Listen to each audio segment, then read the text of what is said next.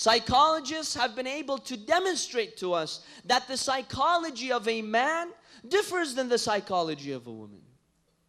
To give you just a few examples, psychologists tell us that men tend to be more antagonistic. They're more confrontational. They usually resort to aggression in trying to find a solution. They say one day in Poland, this man got into an argument with his wife, and he became extremely confrontational. He became extremely angry to the point that he threatened her to divorce her. He told her, you know what? It's the end between us. I will no longer live with you. I'm going right now to court and applying for a divorce.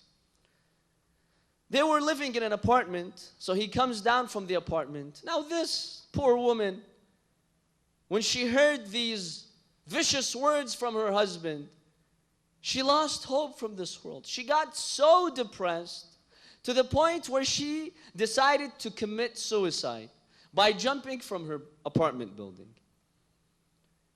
Now, as this man was leaving from the lobby, from the apartment lobby, from the ground floor, this woman jumped from her balcony. And subhanallah, look at the coincidence.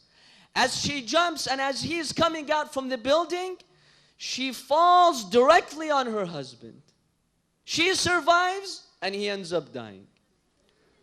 Now the moral of this story, don't ever upset a woman. You can end up getting killed. Allah subhanahu wa ta'ala has created us differently. Men tend to be more confrontational, whereas women are more agreeable. They tend to be more sympathetic. This is just one psychological difference between men and women.